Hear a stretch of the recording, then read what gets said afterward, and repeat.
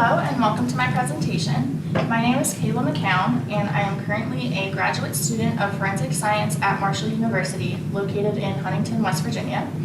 And thankfully, despite all of COVID's best efforts this summer, I was still able to complete an internship with the West Virginia State Police Forensics Laboratory in their biology and DNA section. And through the course of this internship, they had me do the internal validation and performance check of the QuantStudioTM real-time PCR instrument using HID real-time PCR analysis software version 1.3. I'll provide a brief overview and then we'll jump into the presentation. So first, I will provide an introduction to the agency and an introduction to the instrument itself, the QuantStudioTM. Then we'll dive into the validation and we'll talk about the purpose of the validation, why we do this, and the objectives of each study involved. Then we'll go over the methods that were used, and we'll talk about the performance check since they purchased 2 of the QuantStudio instruments. And we will talk about the results and conclusions from all the studies listed above. And then I will provide my contact information if there are any questions. The West Virginia State Police Forensics Lab is accredited by NEAFS, and they are the only lab in West Virginia that provides criminal services, and they provide these services to all 55 West Virginia counties. They have 7 sections in their lab, and they are listed below. The sections primarily that will be using this instrument are the biology, DNA, and databasing section. So they will be used to run CODIS samples and regular casework samples as well. And the central evidence processing, biology, and processing section will also be using this instrument. They provide some Y screening before the evidence is sent to the biology, DNA, and databasing section, so they will also be using this instrument. Listed is the current quantitation procedure at the State Police. So before any work is done, the workstation in the hood is cleaned and set up. Typically they'll use eliminase or bleach to clean all the surfaces. Then they'll set out all the consumables needed to prepare the plate and UV them to ensure that there's no DNA in the consumables. Then they'll prepare the quantifiler trio standards, and they are listed to the right at a highest concentration of 50 nanograms per microliter and a low concentration of 0.005 nanograms per microliter. Then a master mix is prepared at a ratio of 8 microliters of trio primer mix to 10 microliters of PCR reaction mix. That mixture is vortexed and briefly centrifuged to avoid the formation of bubbles. Then the quant plate itself is prepared. Each well that will hold a sample has 18 microliters of master mix deposited, and then 2 microliters of sample are added to those wells.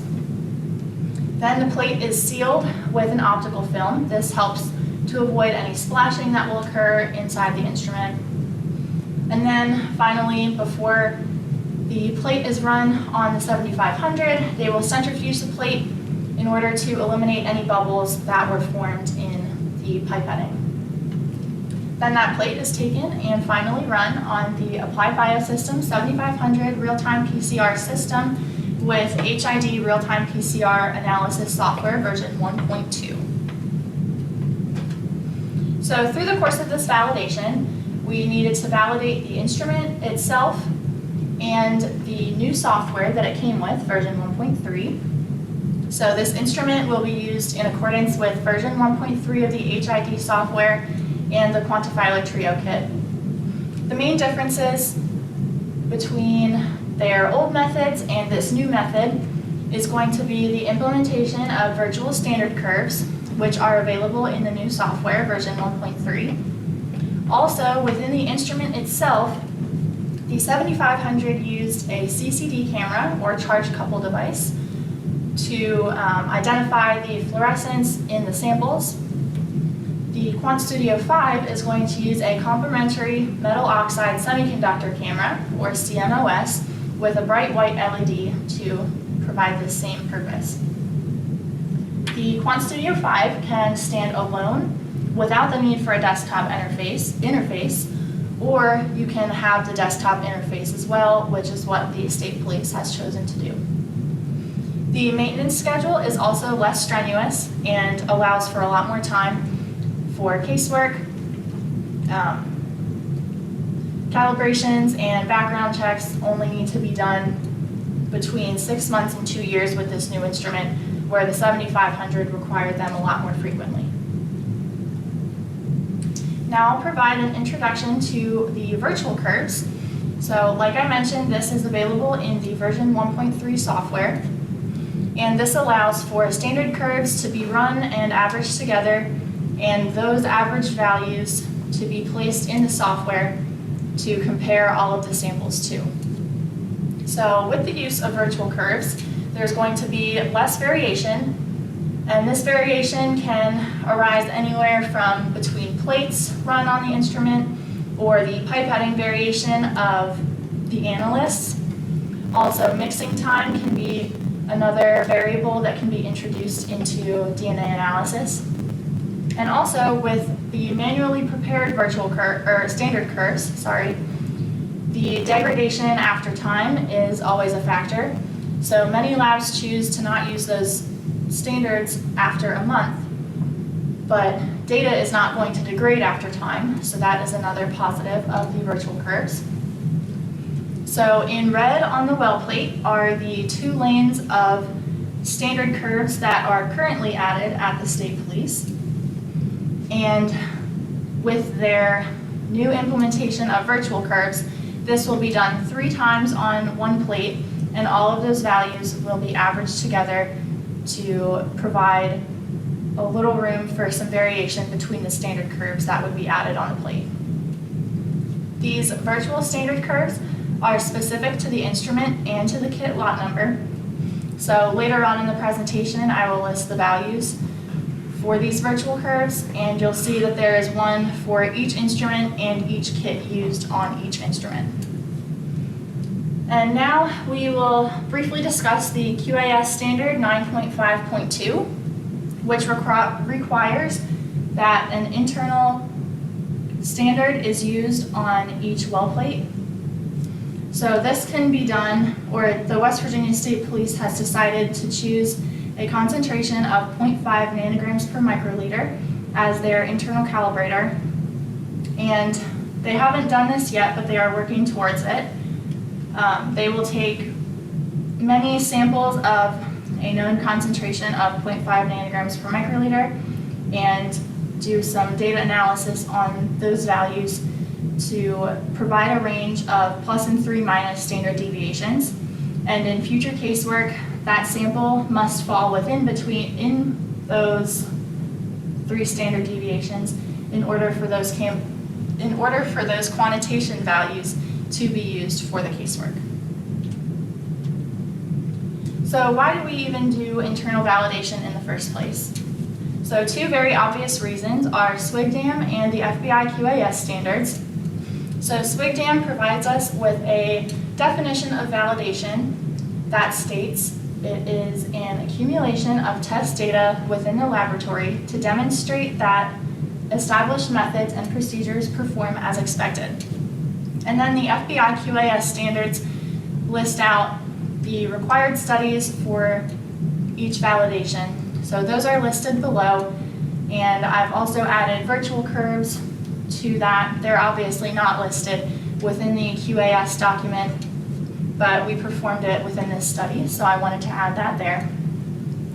And then we have our null hypothesis, stating that there is no significant difference between the results provided by the QuantStudio5 real-time PCR instrument and the Applied Biosystem 7500 real-time PCR system. We chose to analyze our data statistically with a 2-tailed paired t-test, and we chose a confidence interval of 95%, which is going to be highlighted in yellow here.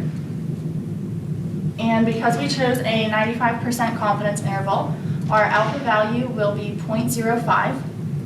And because of the 2-tailed nature of this test, that 0.05 or 5% is divided by 2 in order to provide a 2.5% window at the end and a 2.5% window at the beginning of this curve. So as far as our data is concerned, after the t-test, we will have a p-value to compare to the alpha value. And if that alpha value is less than the p-value, we fail to reject the null hypothesis. If the alpha value is greater than the p-value, then we will reject the null hypothesis and continue that with an investigation and try to identify what happened within the data or within the samples to cause that statistical difference. So first, we completed a concordance known and non-probative study. So we had 11 samples for this study, including a NEAFS traceable sample. And then the other known non-probative samples are indicative of common samples that would be submitted to and run in the lab. So for example, we are going to have some very low concentration samples, some high concentration samples, and then KMP10 is a female with a low-level male. This can be indicative of a sexual assault case or indicative of a sample that may come from a medical examiner's office where the medical examiner has introduced very low-level contamination. Here is the data that resulted from our concordance study. So on the left, we have our 7,500 data, and I've listed the average small autosomal quants and the average Y quants. And you can just very quickly visually compare those to the QuantStudio 5 values. And as we see, there's not too much of a difference. There's some, what appears to be some normal variation within these results. So these results were analyzed by t-test. So first we have our p-values, and as you can see, all of them in this table for small autosomal quants and the Y quants are greater than the alpha value of 0.05. So because the p-value is greater than the alpha value for all the SA and quant values, or SA and Y quant values, we can fail to reject the null hypothesis, and that indicates that there is no significant difference between the 7,500 and QuantStudio 5 data. Next, we'll move to our sensitivity study. So we wanted to make sure that this instrument could not only quantitate a wide variety of samples correctly, but also a sample of known concentration that was diluted down from a high concentration to a very low concentration. So our objective was to determine if the QuantStudio 5 provides the same results as the AB 7500 for samples of varying concentrations. So here is our resulting quant data. For all of these studies, we also quanted everything in triplicate. So for this example, I provided each individual quant within the triplicate data for the 7500 and the QuantStudio 5. So we have all of our quant values listed here, and then I've listed the p-values on the far right of the screen. So the value highlighted in red, unfortunately, falls below the alpha value of 0.05. But if you look back at that data, we can clearly see that there's quite a difference there. The average of the 7500 data was approximately 7.6, and the QuantStudio 5 was approximately 8.6. So something happened with that sample. I have a feeling that the QuantStudio 5, or the sample that was placed on the QuantStudio 5 plate wasn't mixed as thoroughly, so the sample wasn't as homogeneous, and I got a higher concentrated sample because of that. However, all of the other values are good to go and above the value, or above the alpha value, indicating no significant difference in the results. And then because we are comparing samples of very high concentration to samples of very low concentration, I wanted to provide a visual representation of this in a graph. So I've provided a linear regression that has a R value of 0.99, and I wanted to provide a line chart also just to show how similar the average results were in this study. Then we move to the mixture study. So the mixture study was prepared from a known female sample of known concentration to a known male sample of known concentration. And then we provided these samples within the most common ratios that are observed in our laboratory. So we have a male to female ratio of 1 to 1, 1 to 3, 1 to 5, 1 to 10, and then the inverse of all of those as well. So our objective here was to determine if the QuantStudio5 can quantitate mixtures and mixture ratios as well as the AB7500. So here is our mixture data. So here I've listed the average small autosomal quants, the average Y quants, and the average male to female ratios for each of these values as well. And then I have the p-values listed to the right for the small autosomal values and the male-female ratios. So all of these small autosomal values are greater than our alpha value, so there is no statistical difference there. And then our male-female ratio value, you can see that the first one listed is highlighted in red, indicating a significant difference. However, in further investigation of this value, I noticed that the Pearson correlation had a value of 0.99. So correlation is going to tell us how two data sets behave. So the values of a Pearson correlation range from -1 to +1. -1 meaning if one data set goes up, the other data set goes down, and a value of +1 indicates that those two data sets are behaving exactly the same. So you can see that we have a Pearson correlation of 0.99, indicating that these samples are behaving the exact same. So we can confidently, because of the Pearson correlation, say that these two data sets were too similar to show a difference. Then we moved on to the precision and accuracy study. So in the SPIG-DAM guidelines, we needed to make sure that we measured the precision, the accuracy, the repeatability, and the reproducibility of the instruments. So our objective here was to determine if the results from the QuantStudio5 are as precise and accurate as the results from the AB7500. So we reused our concordance sensitivity and mixture study data to evaluate the different areas where there may be some issues with the precision and accuracy. So under the concordance study, we looked at the triplicate quant values between the two instruments. And for sensitivity, we looked at repeatability, precision, and accuracy of the varying levels of DNA on the instruments. And with the mixture study, we looked at the precision and accuracy specifically of the male to female ratios. Fortunately, all of these tested values fell within 3 standard deviations. So we pushed it a little bit further, and all of them actually fell within 2 standard deviations as well, indicating that the data was accurate and precise. Now we'll move on to our virtual curve study.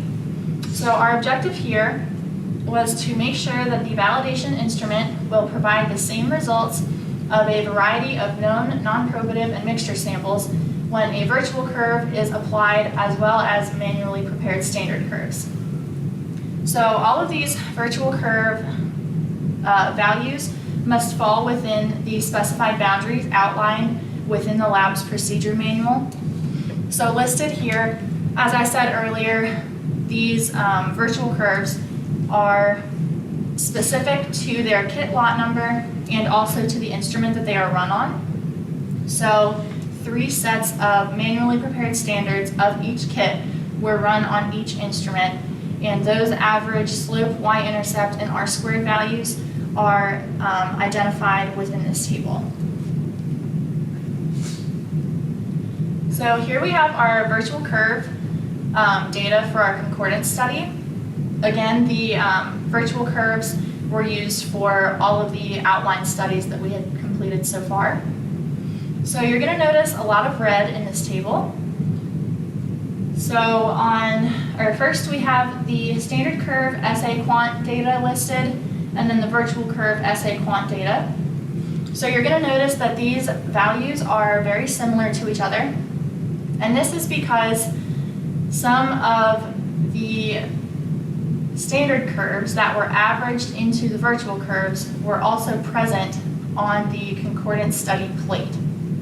So these p-values are coming from our two-tailed t-test, and the two-tailed t-test is specifically for data analysis of two independent sets of data.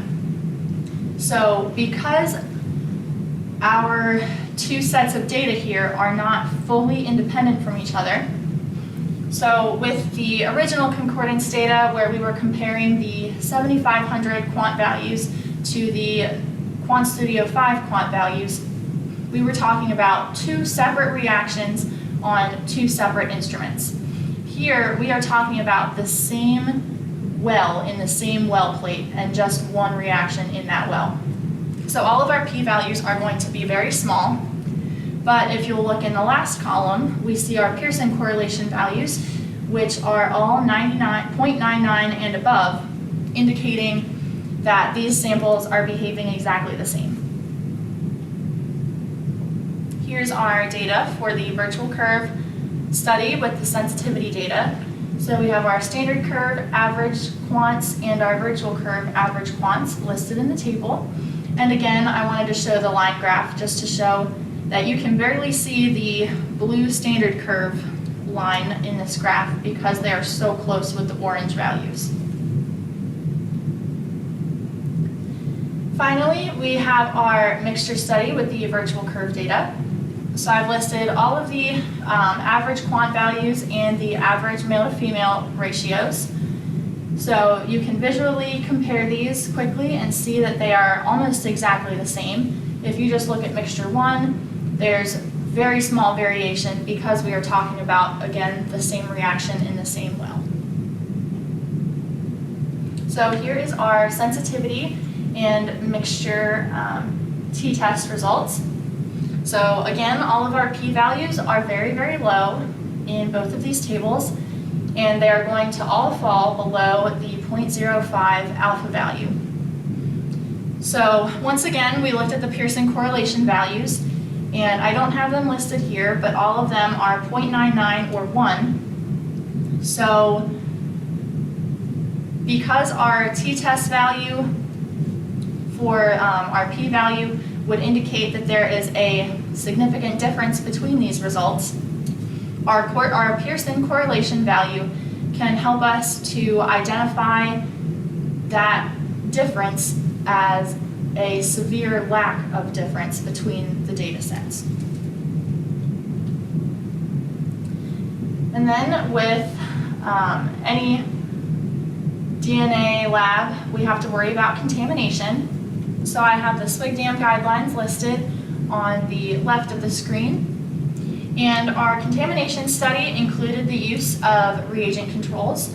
So with each sample extraction batch, there was a reagent control prepared as well. These were used throughout each study, and they were also quantitated in triplicate. And then we took all of these reagent controls and amplified them at a max load of 15 microliters using the globifilar amplification kit. And in addition to this, we capillary electrophoresed them on the Applied Biosystems 3500 genetic analyzer, and we analyzed this data with an analytical threshold of 40 RFUs. Finally, we performed a background calibration before and after the study was completed to ensure that the instrument itself was not providing a source of contamination. So our objective here was to determine if the QuantStudio5 can detect contamination as well as the 7500. So unfortunately, we did see some contamination in our results. So the West Virginia State Police Lab analyzes their quant data out to 3 decimal places. So to analyze our contamination, we extended that out to 4 decimal places. So the values in blue are going to be contamination values that would not normally be detected within the lab. And because that value in red of 0.0008 would round up to 1 in the next decimal place, that one unfortunately would be detected in the current procedures. So in this study, because we analyzed to 3 decimal places, we would only see the 1 contaminated replicate.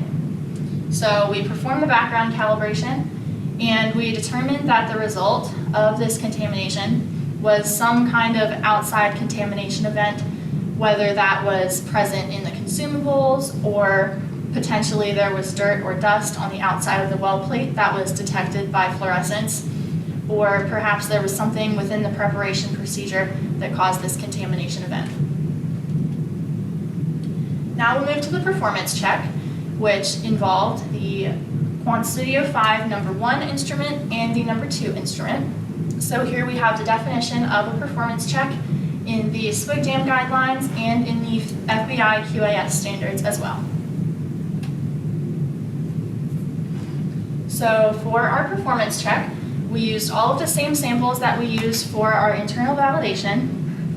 So we had all of our known non-probatives from the concordance study, we had our serial dilution in the sensitivity study, and we had our mixture samples as well. So our objective here was to observe if the performance check instrument will perform as well as the validation instrument with no statistical difference in standard curve and virtual curve data. So here again we have our listed concordance data of our small autosomal quants run on the number 1 instrument and the number 2 instrument.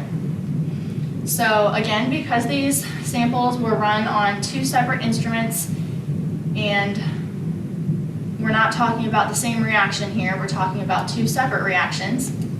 Many of these values fall above the value, our alpha value of 0.05. So because those values fall above 0.05, we can fail to reject the null hypothesis and identify that there is no significant difference between manually prepared standard curve and virtual curve data. So again here, I put an asterisk near the p-value for KNP6. That value in this data set fell below the alpha value. So again, we evaluated the Pearson correlation and found it to be 0.99. Again, here's our sensitivity study data represented graphically. So we ran all of our sensitivity study samples on both of these instruments twice. So we have sensitivity study data 1 and sensitivity study data 2. Again, here you can barely see the blue line under the orange line, indicating the close proximity of these results. Then we moved on to the performance check of the sensitivity data. So here we have the sensitivity 1 and sensitivity 2 data listed from both instruments, so you can visually compare those results. All of the p-values were greater than the alpha values for all the SA quant values in this study, in both of these studies, so we can fail to reject the null hypothesis and identify that there is no significant difference between manually prepared standard curve data and the virtual curve data. So here we have our mixture data from the performance check. On the left is the QuantStudio number 1 instrument, and on the right is the QuantStudio5 number 2 instrument. All of these p-values also fell above the alpha value of 0.05, and that includes all of the male to female ratios, the SA quant values, and the Y quant values. So for all of these values, we can fail to reject the null hypothesis and once again indicate no significant difference between manually prepared standard curve data and virtual curve data. Now we'll move to the contamination seen in the performance check. Unfortunately, we did see this contamination in the performance check as well. However, there is quite a bit more contamination within the performance check than there was within the validation. But because we ran all of these reagent controls in triplicate, we have at least one quote-unquote clean replicate for each representative reagent control. Also here we can see the presence of a male quant in the contamination, and I as a female was not able to produce a male contaminant. So we are pretty sure that the preparation procedure, me included, was not the result of this contamination, and that it was potentially something within the consumables or potentially dust or dirt that again got onto the outside of the well plate. So because we saw the contamination, we did the background calibration and again analyzed all of the CE data at 40 RFUs, and there was nothing in those samples, so this was again an isolated contamination event. Here we have our performance check results for all of our virtual curve data within the performance check study. So I have all of the data listed for the number 1 instrument and the number 2 instrument. So all of these values again are going to be compared to our alpha value of 0.05. So all of these values are extremely low, and again this is a result of these two data sets being dependent on each other. They weren't run on different instruments. We're talking about the standard curve data and the virtual curve data from the same instrument, from the same well, from the same reaction. So we have not yet completed the Pearson correlation values for this study, but again we are expecting to see a very high Pearson correlation indicating that these two data sets are behaving exactly the same. So just some conclusions for the end. The QuantStudio-5 real-time PCR instrument provides comparable quantitation data to the results provided by the Applied Biosystems 7500 real-time PCR system. Both of the QuantStudio-5 instruments provide comparable quantitation data with no significant difference in the results, and if they do provide a significant difference in the results, it can be explained by using the Pearson correlation. All the virtual curve data for the identical samples was determined to be comparable to its corresponding manually prepared standard curve data, and again we're just going back over that data to ensure that all of those Pearson correlations are indeed high. And finally, switching to either of these instruments or to virtual curves should not affect quantitation data seen in the casework samples at the West Virginia State Police Forensics Lab. Here are some of my resources. Here are my picture sources. And thank you so much for listening today. If anyone has any questions, you can feel free to reach out to me. Again, my name is Kayla McCown, and here I have my email listed. That's probably the best way to reach me where I'm a student, so you can email me at hill553@marshall.edu. Thank you.